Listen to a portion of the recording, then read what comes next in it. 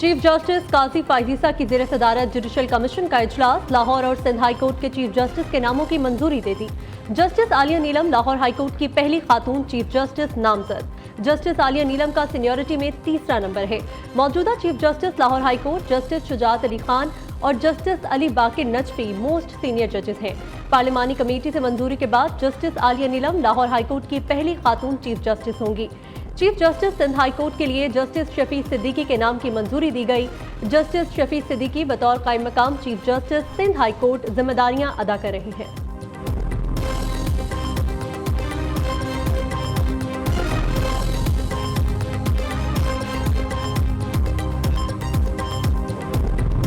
मखसूस नशिस्तों का तनाज़ा election commission की गलतियों की वजह से आया। सुप्रीम कोर्ट की ड्यूटी नहीं कि गलती को ठीक करे।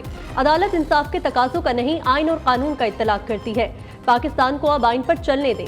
जब आइन को लटकाना मकसद था तो दीगर दरवाजे खोले गए। चीफ जस्टिस काजी फायजीसा के सुन्नी इत्तेहाद काउंसिल को मखसूस नशिस्तों की केस में रिमार्क। जस्टिस अतन मिलर ने कहा, यह साबित हो चुका इलेक्शन कमीशन ने अदालती फैसले की गलत तशरीह की।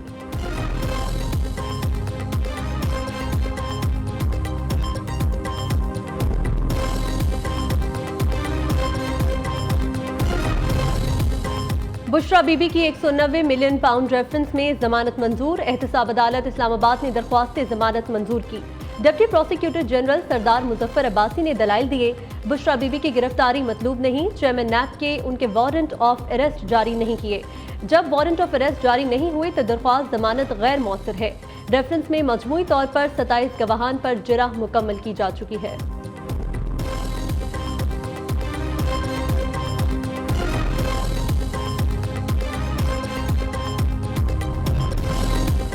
वज़ीर आज़म 2 रोज़ा दौरे पर ताजिकिस्तान दोशंबे पहुंच गए। शहबाज शरीफ की सदारती महल आमद पर गार्ड ऑफ ऑनर पेश किया गया।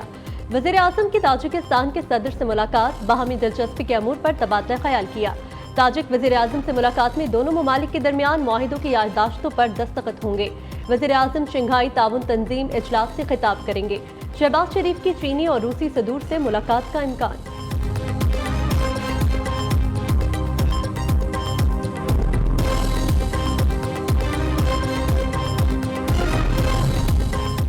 यूएन वर्किंग ग्रुप बानी पीटीआई की हिमायत में सामने आ गया। पीटीआई रहनुमा जुल्फी बुखारी के पिटीशन पर यूएन वर्किंग ग्रुप का बानी पीटीआई को रिलीफ देने का मुतालबा।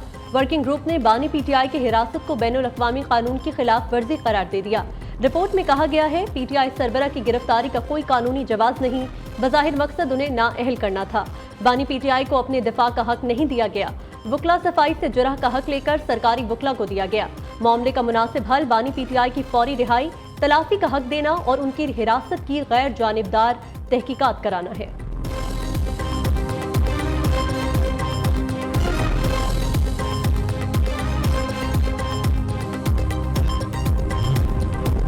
वज़ीर कानून ने बानी पीटीआई की गिरफ्तारी को दाखिली मामला करार दे दिया। वज़ीर कानून आज़म नज़ीर तारड़ का अक़वाम मुत्तहिदा की वर्किंग ग्रुप की रिपोर्ट पर रद्द-ए-अमल। कहते हैं, बानी पीटीआई एक सजा याफ्ता कैदी के तौर पर जेल में है।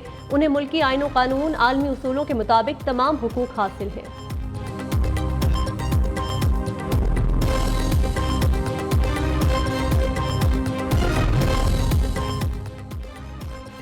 अमरीका ने बानी पीटीआई पर मुकदमात को पाकिस्तान का अंदरूनी मामला करार दे दिया। अमरीकी जमहूरी निज़ाम में कांग्रेस हुकूमत की एक अलहदा शाख है। ज़ेरे इल्तवा कांग्रेसी कानून साजी पर बात नहीं कर सकते। नायब तर्जुमान अमरीकी महकमा खारजा वेदांत पटेल कहते हैं, इंसानी हुकूक और बुनियादी आज़ादियों का एहतराम किया जाए। जस्टिस बाबर सत्तार तौहीन अदालत केस में बड़ी पेशरफ्त। वजारत खारजा के जरिए रजिस्ट्रार हाई कोर्ट का एक्स के चीफ लीगल ऑफिसर को खत के मतन में कहा गया है, एक्स डेटा लीक करने वाले अकाउंट की शनाख्त में मुआवनत करें।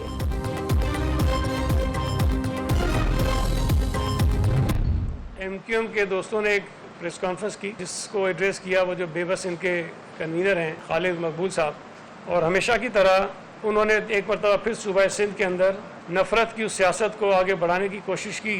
ये साबित करते हैं कि आज भी पैरोकार उसी सियासत के हैं, उसी लीडर के हैं जिसने इस सूबे के अंदर लोगों में नफरतें पैदा की। पीपल्स पार्टी और एमक्यूएम में लफ्जी जंग शिद्दत इख्तियार करने लगी। सूबाई वजीर सईद गनी कहते हैं खालिद मकबूल सिद्दीकी ने कल नफरत फैलाने की कोशिश की। नफरत की सियासत का दर्ज उन्हें बानी एमक्यूएम से मिला है। एमक्यूएम के जुल्फकार भुट्टो के खिलाफ बातें झूठी हैं। हमें हर सूरत 40% नौकरियां अर्बन एरियाज को देनी है।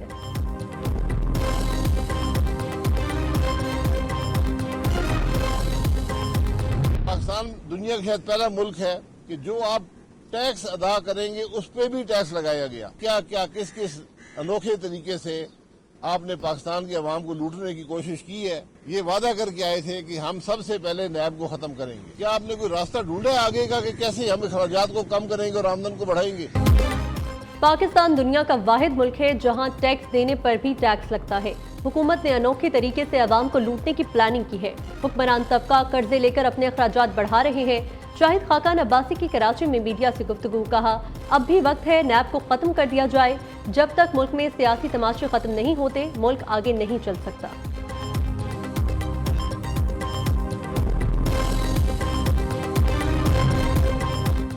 मुल्क की मईशत दुरुस्त सिमत की जानिब गामजन है। सरमायाकारों का पाकिस्तान पर एतमाद बढ़ रहा है। वज़ीर मुमलिकत अली परवेज मलिक का कहना है हुकूमती इक़दाम के समरात अवाम तक पहुँचना शुरू हो गए। मईशत की बेहतरी के लिए तजावीज़ का खैर मकदम करेंगे।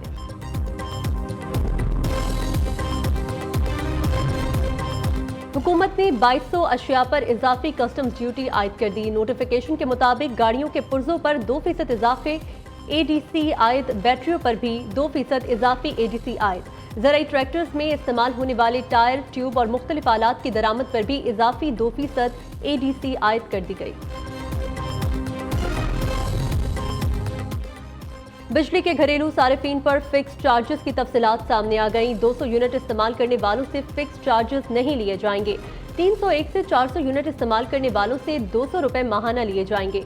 ज़राए के मुताबिक फिक्स चार्ज में इजाफे का मकसद डिस्कोस के रेवेन्यू में इजाफा करना है।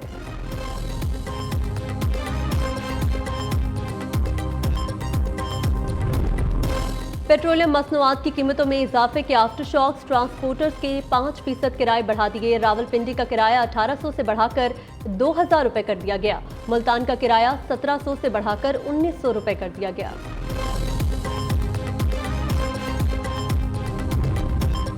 महंगे पेट्रोल से निजात पाएं, माहौल दोस्त शमसी तवानाई से गाड़ी चलाएं।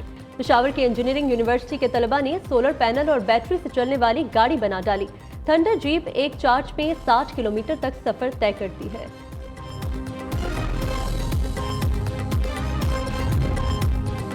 मुल्क भर में रवा हफ्ते मानसून बारिशों का आगाज। इस्लामाबाद और पंजाब में बादल खुलकर बरसेंगे। सिंध में मौसम गर्म और खुश्क रहने के इम्कानात हैं। पहाड़ी इलाकों में बर्फबारी जारी।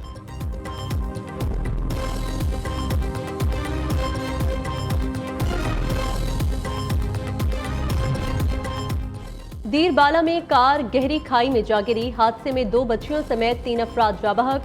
हादसे में 7 अफराद जख्मी हो गए।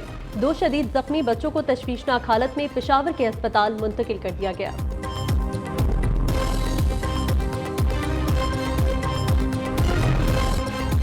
सुपीरियर यूनिवर्सिटी कौमी हॉकी खिलाड़ियों की तरबियत करेगी। सुपीरियर यूनिवर्सिटी और PHF के माबैन मुआहिदा तय पा गया।